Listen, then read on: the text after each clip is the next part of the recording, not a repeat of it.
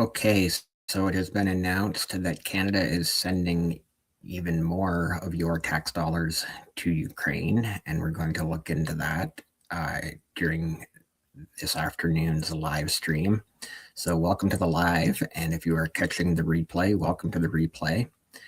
And yeah, so the question today is, as you saw in the title, are your tax dollars better spent in Canada or abroad? So let me know in the chat what you guys think. I'm just going to throw that up there to remind people to always appreciate it when you join the chat. So that is very appreciated. First, I'm going to pull up some of the reactions on X, as I like to do. So just give me a second here to share the screen. And I just searched Canada, Ukraine on X. And StreamYard, I have to hit like 10 different things to actually share the screen. Okay, there we go. So I'm just going to quickly read through a few of these posts. And I did just refresh this page. So from Deece89 with 149 followers. I'm Canadian, you dork, and Freeland just went over to Ukraine after we donated billions to them. So again, you're criticizing the US when Canada has the same corruption. I'm not sure what he's replying to there, but that's fine. From 5 minutes ago, Dina Fish, 363 followers. All this while their government has spent $25 billion, yes, that's a B, on Ukraine, with another $2 billion announced this week. People can't afford housing in Canada, but this guy's life is over because of a game. Okay, again, I'm not sure who or what they're replying to there. Another reply. The only countries that have higher inflation than Canada are Ukraine, Iran, Nigeria, and Turkey, countries that are at war or economic collapse. Okay, replying to Mark Carney. Lee Clark, 5,500 followers. How about not giving my tax dollars to other countries? That will make Canada more affordable. Ukraine has the largest gold reserves. Why aren't they using them to fund their never-ending wars? Canada's projected deficit this year, $78 billion. Total aid to Ukraine since 2022, $25.5 billion. Including $8.5 billion military. That's 33% of the deficit. That is actually, yeah, wow, that's 1/3 of the deficit. Canadians first, no apologies, okay? Yeah, so again, let me know your thoughts in the chat, or again, if you're catching the replay, leave a comment down below. Would love to know your thoughts on how your tax dollars are being spent. I'm going to just read quickly through a few more of these. Replying to Jamal Giovanni, Rye with 4 followers. Hopefully he's just new on X.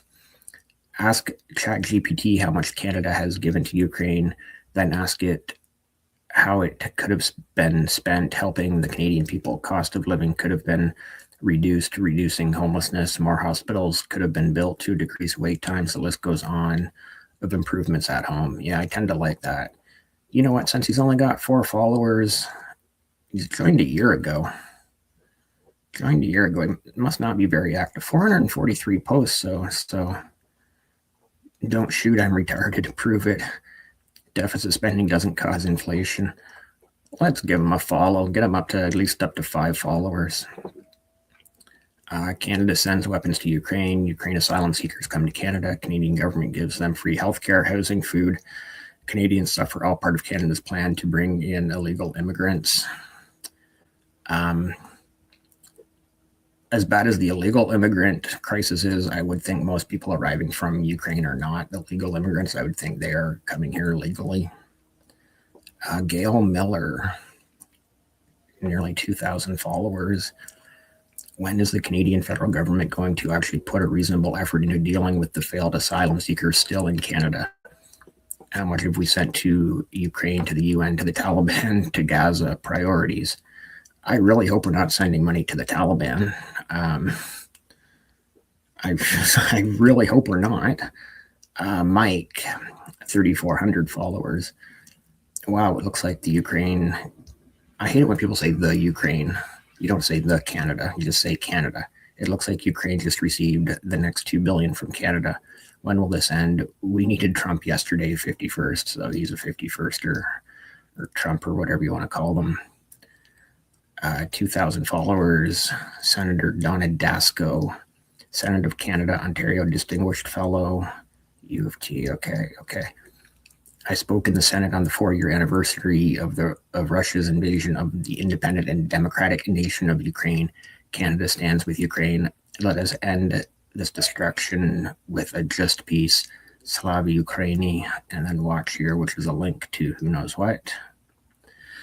So yeah, that's the general reaction on X. We'll stop sharing that for right now. So yeah, that's I guess the first bit. Now to get the news on like from the CBC, I had to like actually search. I had to search like quite a bit to find this article on CBC, on cbc.ca, and let me pull it up here. Yeah, so this was not on the homepage, and this article was just posted February 25th, so just yesterday. But somehow it took me, like I had to scroll down and down and down and load more to finally find the article from CBC about this. And again, it's taking me so many tries to actually pull up a share screen tab. Okay, so that should be sharing there now. And there we go. Okay. Oh, this is actually not even the Ukraine article. This is a different article. Let's just make sure. Yes. So this is actually another. I was actually going to share this one at the end, but I guess we'll throw it in here now. Just Ottawa announces $8 million to Cuba, growing humanitarian crisis. So just more of your tax dollars being spent abroad. Obviously, I was going to focus on all the money going to Ukraine. And like I said, I was planning on adding this article in at the end, but it came up now. So just kind of pointing out more of your tax dollars going outside of Canada. And give me a second. Okay, again, he's barking because he likes to listen to himself bark. So we'll remove that one. Give me a second to see if I can find the article that I was actually trying to find in the first place from CBC about the Ukrainian. Yes, he likes to listen to himself bark. He will. He will stop.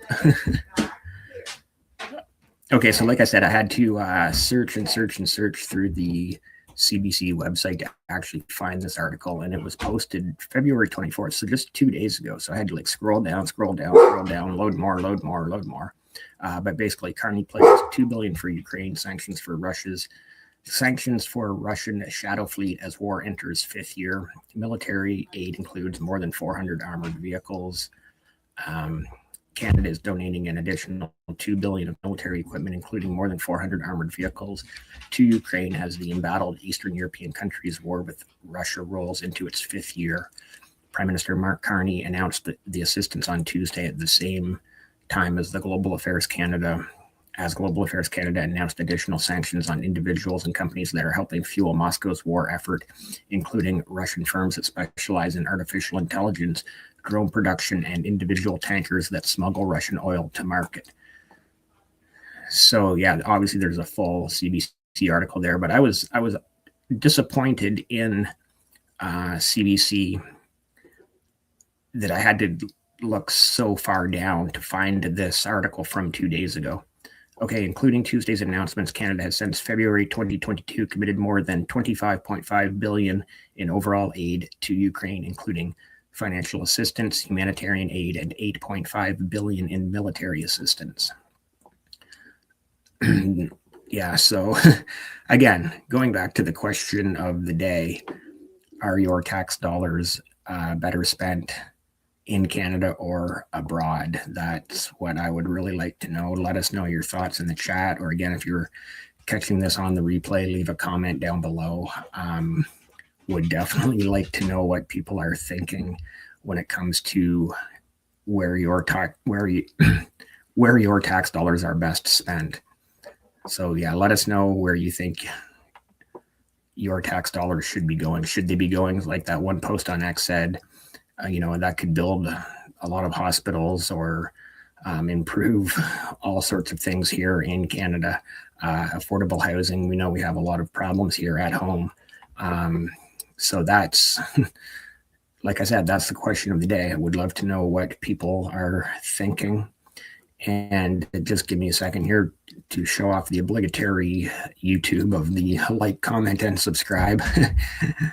Appreciate it when everybody hits the like button. Obviously, appreciate it when you hit that subscribe button. And yes, I always love whether it's the chat in the live streams or comments if you're watching the replay. So I'll just throw this one back up here on the ticker to let us know your thoughts and join the chat. Again, the question of the day being, where are your tax dollars best spent? And I do have a couple other articles to just kind of quickly peruse. Yeah, so I actually had to find the story to begin with on Reuters before I could even find anything on CBC. So I'll quickly just show you the Reuters article. And honestly, I had to kind of search Reuters as well. It wasn't as hard to find on Reuters, but still, I thought it should have been somewhat easier to find on CBC, but unfortunately, oh my goodness, he's literally barking at nothing. So again, Canada to give Ukraine $300 million in new military aid, says Ottawa. Canada's giving Ukraine $300 million in new military aid and will impose sanctions on 100 vessels from Russia's Shadow Fleet, Defense Minister David McGuinty told reporters on Tuesday. The new money is part of a $2 billion aid package that McGuinty unveiled. So here's the part that I don't get to. Most of the funding had already been announced in last November's budget. So I guess this announcement of 300 is that new? Is that in addition to but it says it's part. The new money is part of the $2 billion aid package. So it's part of the $2 billion aid package. Most of the funding had been already announced in last November's budget. So does that mean we're now at $2.3 billion in this aid package? I don't really understand the wording of that. But yeah, that's, I guess maybe that's just on me. I don't know. And then what else did I have here? Like I said, just a few other articles that I wanted. Actually, I think just one more that I was going to look at because I'd already, spoiler alert on that Cuba one. Okay. So there was traffic both ways, so I pulled over to my side as far as that. And we'll just keep moving along here. Like I said, it's just one more article. This was the article that actually came up first when I was searching the topic earlier today. And this is from Calgary.ua Connect. So is that University of Alberta? Isn't University of Alberta in Edmonton? I mean, I guess I'm sure they probably have a Calgary campus. That would make sense. So here from that website, calgary.uaconnect.ca, the Canadian government has released a statement on the 4th anniversary of Russia's full-scale invasion of Ukraine. The Canadian government has released a statement on the 4th anniversary of Russia's full-scale invasion of Ukraine on February 24th, so 2 days ago. The Canadian government released a joint statement marking 4 years since Russia's full-scale invasion of Ukraine. The document was published on behalf of Foreign Affairs Minister Anita Anand, National Defense Minister David McGuinty, Immigration, Refugees and Citizenship Minister Lena Metelage-Diab, and Secretary of State for International Development Randeep Sari. In the statement, the Canadian side emphasized that for 4 years, Ukrainians have been defending their sovereignty, territorial integrity, and identity in the midst of a full-scale war, and that humanitarian cost of this struggle remains extremely high. The Canadian government also highlighted Russia's attacks on energy infrastructure and civilian population in winter, noting that the consequences of such attacks could qualify as war crimes and crimes against humanity. Canada reaffirmed its long-term support for Ukraine. In a joint statement, Ottawa emphasized that it supported Ukraine since its independence in 1991. And just more